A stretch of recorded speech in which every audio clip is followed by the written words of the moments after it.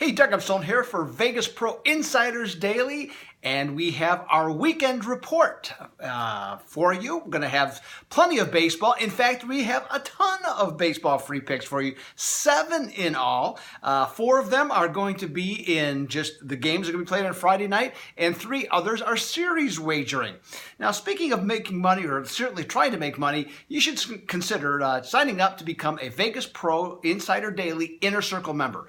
You're going to get selections from some of the best handicappers in the industry. Yours truly, Kyle Hunter, Sean Higgs, and Jim Mack, plus unreal systems. Fantastic wise guys plays, both individually and a consensus, plus a ton of more information that is going to help you win each and every day. Now, here's the deal on this. You make a purchase of this, it's $99 a month. When you make that purchase, I will rebate you the same day, $25, taking your price down to $74.99. You heard me right, $74.99 for all of that for a month, period. Okay? Doesn't get any better than that. So let's get to the picks right away, and let's look at some of the tonight's action. And we're going to start in the Steel City, where San Francisco is at Pittsburgh. Now, San Francisco is excited a little bit. They've won 3 in a row. They just swept the Colorado Rockies, and so now they're heading east to face Pittsburgh. And the Pirates are trying to do something they have not done since, have only done once since late April, which is win 3 games in a row. So that's what their mission is tonight. Now, the Pirates have been beefed up from minus 110 to minus 130 favorites. But with the way the Giants are swinging the bats, which has been pretty good of lately, and Johnny Cueto having a 19-5 record against the Bucks, San Francisco looks like a potentially good play as an underdog. But you know what? I like the way Gerrit Cole is pitching right now. He's got a 1.35 ERA in his last 3 starts. He's starting to be the pitcher that many thought he should have been all along. So he looks really good. And against the Giants, he's in his 4 starts against them. In his 4 starts against them, he has won every time with his Pittsburgh teammates. When I look at this game, I think that they're the play, Pittsburgh. The other aspect of this game that has been altered is the total, though, has gone from 9 to 9.5. And in that instance, I actually like the under in that game because look at how Cueto pitches, look at how how Cole is pitching. And the Giants, if they have won 3 games in a row, or more, in their next game, they're 12-3 under when playing on the road. So let's put the Pirates and the Giants, the Pirates and the under as the plays for this particular game. Now, let's move over to Cincinnati, where the Cubs are visiting the Reds this weekend. Now, the Cubs wrapping up a extensive road period where they're in the midst of playing 17 out of 21, and this will be their last 3 on the road. Now, they had a huge clutch victory yesterday. Washington certainly contributed to it. Nevertheless, they got the job done. 3 runs in the 9th inning, 5-4 come from behind win. So you'd think they'd be feeling pretty good about themselves heading into Cincinnati, but bettors don't seem to share that same opinion. They've taken the Cubs from a minus 130 favorite to around minus 110 against the Reds. Now, in this game, I like a couple different things I look at. Is Mike Montgomery is going for the Cubs, and even though he only has a 1-4 record, he's actually pitched pretty well. And the Reds themselves, they're only 3-14 against left-handed starters this year. So pretty obviously, that's not very good. So that's one reason. Besides, I think the Cubs, will have some carryover from yesterday. I think the Cubs are going to win this game. The other aspect, the total, though, has gone down from 9.5 to 9. Now, I just don't see that happening at all. I mean, the Reds have been a strong over team all year. Granted, the Cubs' offense has only scored 3.1 runs in their last 7 games, but I think they're going to have bust out here a little bit, even without Chris Bryant and many of the other regulars that they typically have. And the Reds are 16-4 over if they gave up 8 or more runs in their last game. So I'm going to take the Cubs and the over in this particular contest. Hey, let's look at some series betting. We're going to start off with Washington at St. Louis. Washington is a pretty small favorite, minus 115.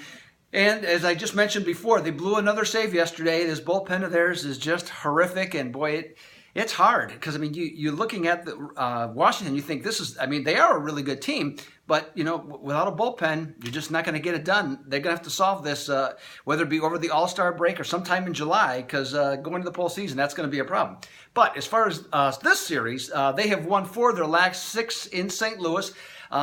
Mike Leake is going to go for the Cardinals on Friday night, and with him, you know, he pitches actually pretty well, but he's only him and his teammates are only 5-16 at Busch Stadium when he started, and the biggest reason for that is they have only averaged 3.4 runs per game.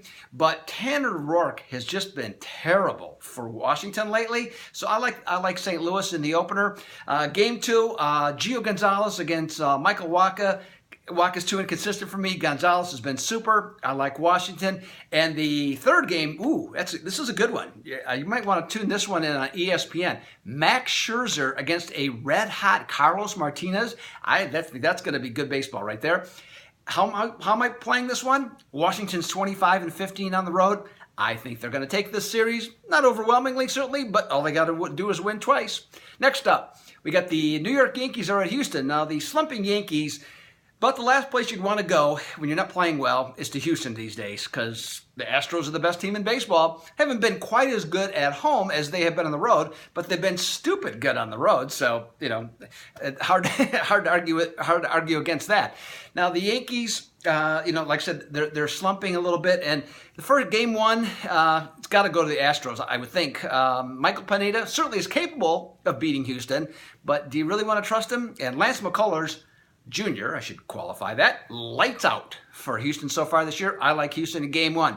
Game 2 and 3 are a little more of the toss-up variety. Jordan Montgomery and Luis Severino are the scheduled starters on Saturday and Sunday, going up against Francis Martez and Mike Fiers. Those are kind of up and down now. You know, if the Yankees are playing better, I'd give it some consideration here. But Houston, I think, is just too good. At -160, I think they are the play to make on the series betting. Lastly, in the AL Central Division, the Minnesota Twins are at Kansas City. This is pretty interesting because if Kansas City sweeps, they move up to second place in division, right on the heels of Cleveland, and bypass Minnesota. Looking at the pitching matchups, Saturday and Sunday, not much to like either way. So I think those are kind of toss-ups, but that makes game 1 the most important game, theoretically, of the series in terms of wagering, and it's actually a pretty good game. Irvin Santana going up against Jason Vargas, who's been red hot all year, so that should be very entertaining. How I'm viewing this one is I like Kansas City to win on Friday, but I think somehow, some way, the Twins at 24-12 on the road and having won 7 out of 8 against Kansas City or versus Kansas City this year, I think the Twins are going to get the job done. They're plus 105 to win this one. I think they will. So that's everything I got for today. Now, I will be gone doing a little vacation time here coming up, so it won't be. I might have a couple of videos. They won't have anything to do with any free picks, but I'll be doing some other stuff, maybe some football stuff for you that you can check out. And obviously, if you're a member, a subscriber, I should say, to this YouTube channel, you'll get the alert as to when it's coming your way. So that'll be good. But otherwise, a little time off here. So for free picks, I'll be back on July the 14th. Right after the All-Star break. And in that interim, you can take a bit also to consider just becoming a Vegas Pro Insider Daily regular member. Okay, $39.99 a month. Everything I said at the top of the video, you're also going to get. Check it out. See if it works for you. Doug Upstone here for Vegas Pro Insiders Daily, and I am out.